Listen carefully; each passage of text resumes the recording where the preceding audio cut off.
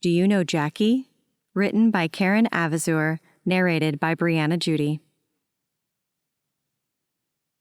Well-lit streets, a decent neighborhood, not that late at night. It doesn't seem like the kind of setting for a mugging, and yet, seems the movies don't get everything right. I'd left the diner after my shift ended and walked 2 blocks, and as I passed an alley, an arm hooked around mine and dragged me in, throwing me to the ground. I landed with a cry, my carapace hitting the asphalt hard enough to bruise, and stared up at my assailant. "Your wallet, now! I want everything in it!"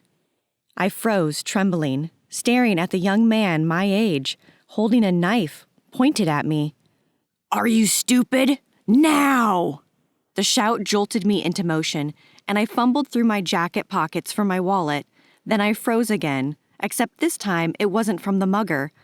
A low, rumbling growl came from the other end of the alley. It slid through my muscles like a train passing, priming me to run, trembling in preparation. "Bad," spoke a strange voice behind me. "You are bad. You hurt her.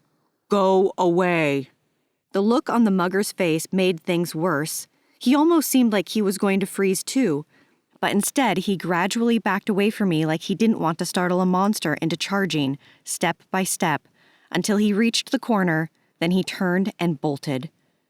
Chittering in fear, I couldn't bear to turn around, not even hearing footsteps, but knowing the thing was coming closer.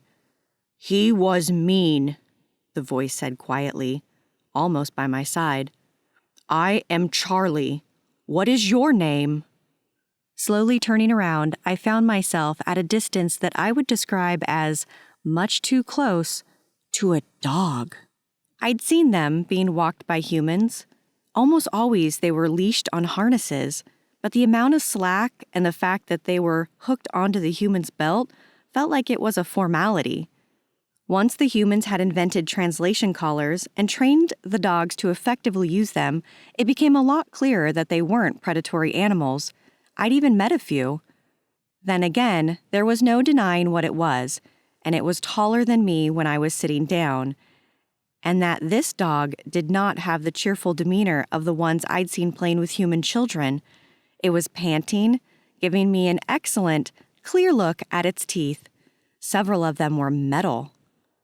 Why the void does a dog have metal teeth? They aren't good enough at tearing flesh already? How is it so big? Are other dogs this big? Why is he— "Hello," Charlie's caller spoke, taking a couple of steps forward and cocking his head. "My name is Charlie. Do you know Jackie?" Jackie? I attempted to pronounce, probably butchering it horribly. "Who is that?" "My friend. I cannot find her." Clearly that was the owner. What was a dog doing out here, alone, off a leash? I don't— "You are scared," he said, his ears going back. Charlie stopped panting and slowly sat down. "I am not mean. I have to find Jackie. Can you help?" "You can pat my head. It is soft." I realized that I was no longer trembling, that my instinct to run had dulled, placated by the mundane conversation. "You're not mean."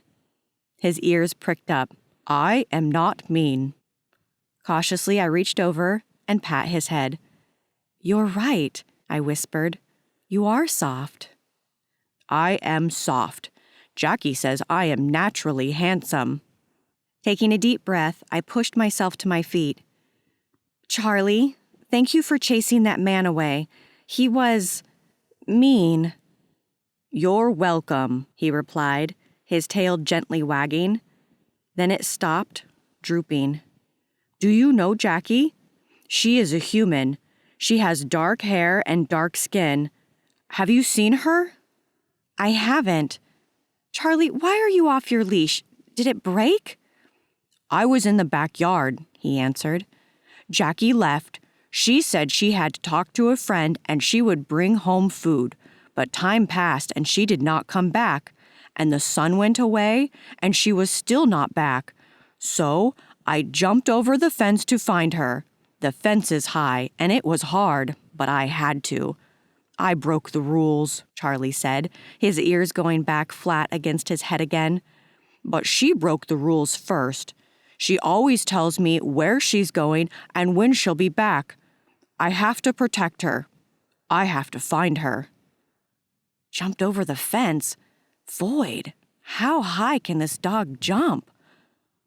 Look, I said softly, we should go back to your house. If she came home, she'll worry where you went.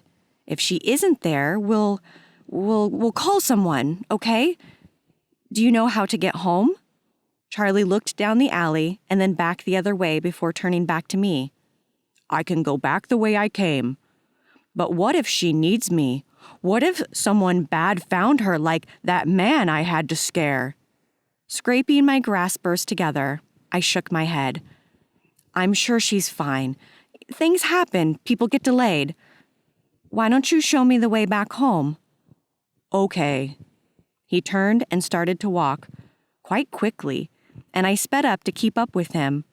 He took a surprisingly open route once we'd gotten back to the streets. I suppose if anyone did actually spot him, from their car or through a house window, they would assume Charlie's human was nearby. Or if they realized he was with me, they'd immediately look away and think, that is not my problem. After about 5 minutes, we arrived at a small bungalow, and Charlie went up to the front door. I rang the doorbell and he sniffed around. Jackie is not here. How do you know? I do not smell her. I'd heard all about how dogs could smell someone, even track them, so I didn't doubt him. Likely, if Jackie was inside, he'd be barking over and over to let her know he'd come back. Taking out my communicator, I glanced at the time and then looked back to Charlie. I felt like I was assisting a deadly toddler. What am I doing? I've lost my mind. I can call the police, I offered. We can ask if they can find her phone number and call her. Charlie suddenly darted his eyes to me. That is on my collar, on my tag. I sighed. Oh, I'm a freaking idiot. Of course it is. Leaning forward and kneeling in front of him, he lifted his chin and I found the tags, then stopped, looking at one of them. Charlie, you were in the human military? Yes, he replied. I am a strong dog. Staring in shock, I hesitated before looking back to the tags and finding the one with a phone number. I dialed it and stood back up, waiting as it rang. And rang. And rang. Come on. An automatic voicemail picked up, and I let out a long, tired breath. I waited until the beep. Hello, my name is Tts'ak. I'm here at your house with Charlie. He jumped the fence because he panicked when you didn't come home. I did not panic, Charlie protested. So if you could give me a call back as soon as you get this, I continued. Yeah. Okay, bye. Hanging up, I looked in through the windows, but everything was dark. Call her again. I met Charlie's gaze, his big brown eyes staring up at me, blinking, and I shook my head as I redialed the number. To my surprise, after 2 rings, there was the telltale click of someone picking up. But I waited, and nobody spoke. Hello? I asked tentatively. I glanced at the phone, then brought it back to my ear hole. Hello? Is that Jackie? Charlie asked, his tail starting to slowly go back and forth. Tensing at sudden low, indecipherable voices, I pressed my grasper against my other ear hole and the phone further against my head, turning up the volume. Long are you going to keep this up? It was a human voice. Maybe a woman? I wasn't sure I could tell. The only word I could make out, the voice not human, until it was an Arkan Layton. You can wave around that dinky gun and kick his ass all you want, but Greg isn't going to start bleeding money. My breath caught in my throat. Glancing at the screen of the communicator, I pressed the mute button and then put it back to my ear hole. She was speaking loudly and clearly, though, making it easy to hear. It was just the other person there that I was having trouble with. Be nice. Yeah, would make your job a lot easier. But I've known Greg for a few years now, and as far as I'm aware, Greg will be unable to pay you back if you kill him. I swore. No, come on. What is Jackie saying? Charlie asked. His gaze and stance were intense, like he could tell I was suddenly worried, but his tail wasn't wagging furiously like I'd seen most dogs do. It was uncertain, hopeful but wary, as if it might freeze in the air mid-wag. I didn't answer. Kill him. I flinched when I heard a crack and someone cry out. My breathing had sped up, and I realized my heart was pounding, as if I were the one in danger. I heard that, Charlie said, his collar volume increasing. What is happening? Do you know Greg? I managed to ask him. Charlie started wagging his tail again, faster this time. Greg? Yes, Greg is a friend. I have known him for as long as I have known Jackie. Is she with Greg? Yeah, and I think they're in trouble, I whimpered, trying to listen again, but then Charlie was off at a dead sprint. Wait! I cried, running after him. No, wait! Where are you going? To Greg, I heard his caller reply. My shoes smacked the ground hard as I ran, echoing down the street. I wasn't exactly a marathon runner, and I was no human, but I worked serving food all day. Being on your feet for so long gets you in pretty good shape. The thing was, I had been on my feet all day, and they were unhappy with this sudden turn of events. Sore feet, though, I could deal with. I just couldn't let Charlie get out of my sight. Slow down, I shouted. Charlie had been gaining distance from me, but he slowed a bit. He glanced over his shoulder regularly, making sure I was still within eyeshot, but kept going at a pace I couldn't have sustained for very long. It felt like miles, but was probably only a few minutes. I don't know what I would have done if we'd needed to go further. Yes, I do. I would have keeled over and Charlie would have been on his own. Considering the course my evening had taken, I wasn't sure if I even wanted to keep up with this dog. We needed to call the police. An assault was taking place. But I wanted to keep the line open, and I didn't even know the address that was our destination. Finally, Charlie came to a stop in front of a little house, which honestly looked as small as my apartment. The door was open, and I realized it had been broken down, the wood around the latch shattered. The dog was sniffing furiously and stopped a few feet from the front porch on the side of the house that was dark, looking back at me. He pawed at the ground in my direction and, still catching my breath, I walked over to him. Jackie is here, he said, his collar speaking in a whisper. I didn't know those collars could do that. Then again, I didn't know dogs knew what a whisper is. Why whisper when you can talk loud or bark? Wait, just a moment, I wheezed, taking in large gulps of air to slow my racing heart. I waited until I could speak clearly. Listen to me. The door is open because it's broken. That means someone smashed it to get in. There are at least 2 bad people in there. One of them has a gun, and they're hurting Greg.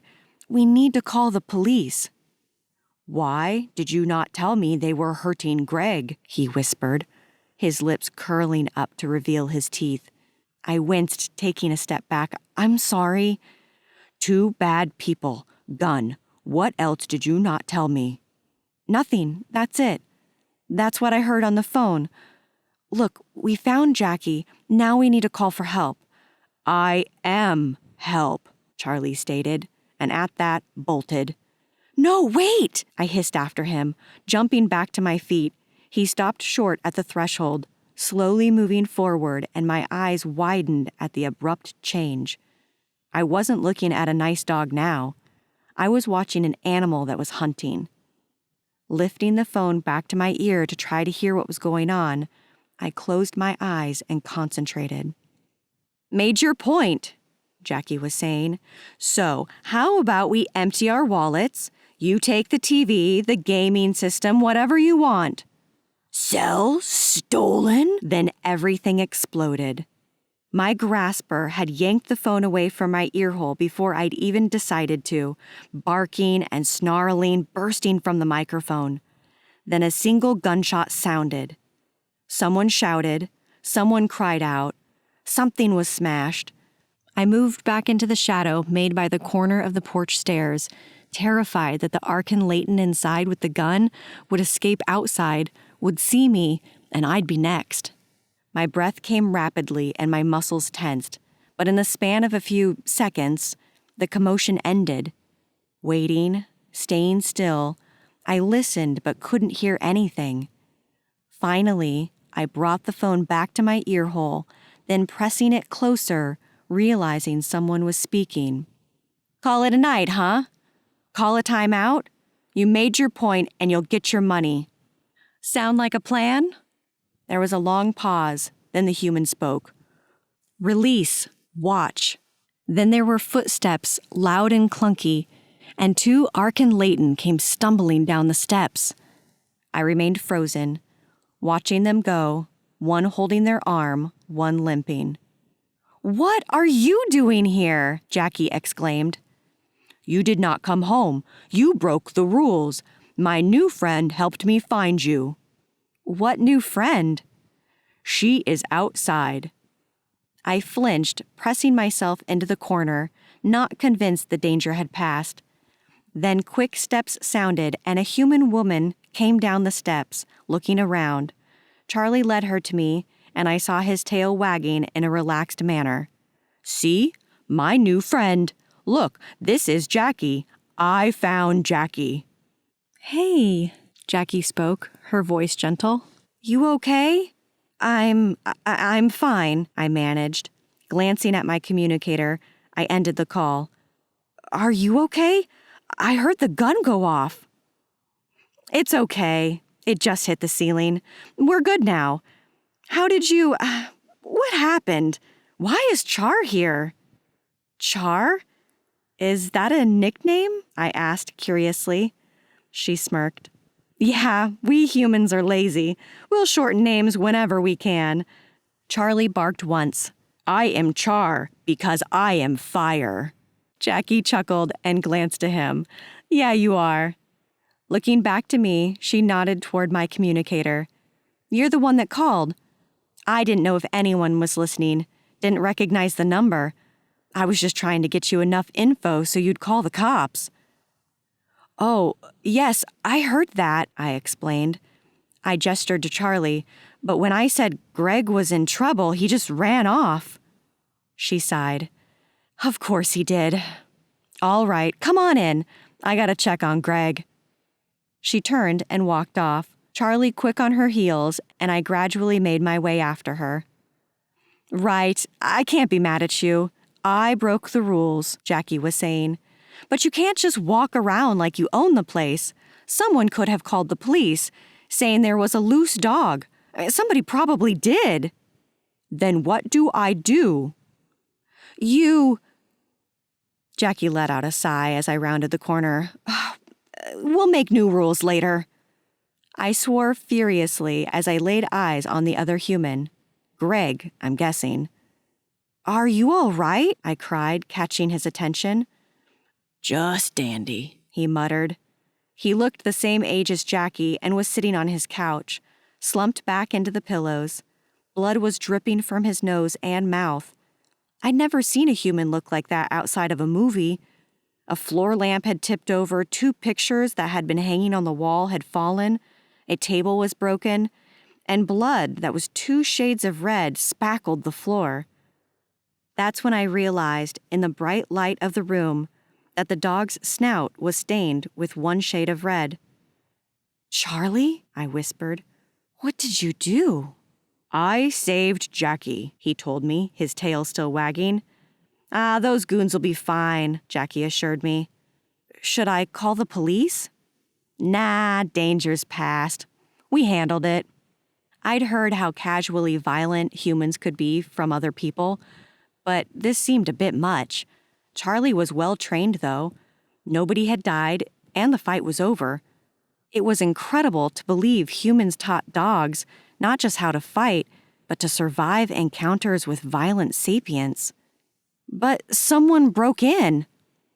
Jackie shook her head, looking to Greg. And someone learned their lesson, Greg grimaced. He needed a good ass-kicking anyway. What? I asked, baffled. I owe them money. It's not a big deal, Greg told me, his voice grumbly and low. I'm not going to air Greg's dirty laundry, Jackie told me. I had no idea what that meant. I'd learned to just let humans keep talking when they used idioms and figure out whether I needed to decipher them. But they weren't just thieves, and they weren't just assholes. It's Greg's business. Well, our business. It's not. You can leave, Greg said. Bullshit, I can leave, she growled at him, walking over. Hey! Jackie kicked him in the shin, and I startled, as did he, glaring up at her. You're done. We're fixing this, and you're done. I'm not letting it happen again. You are family, you arrogant jackass. Don't insult me by telling me to leave my family to sort things out for themselves. I looked between the two of them. In the past, humans I'd met that were related had similar skin colors, and Greg's skin was pale and Jackie's was dark. But then again, this was a human I was talking about. She considered Charlie family for sure. For all I knew, she had considered that broken lamp on the floor family. You insulting me? Jackie asked. Are you? No.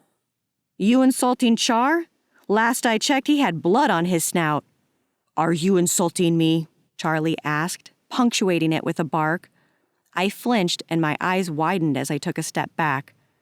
No, Char, I'm not insulting you, Greg said, suddenly grinning. The sight of a grinning, bloody human made me shiver, but Charlie's tail was still wagging at that same easy pace. The dog walked over and licked the man's hand a few times. I'm sorry, he said, the smile dropping from his face. All right, Jackie turned to Charlie. You're a good dog. The speed his tail was wagging doubled. I am a good dog. The end.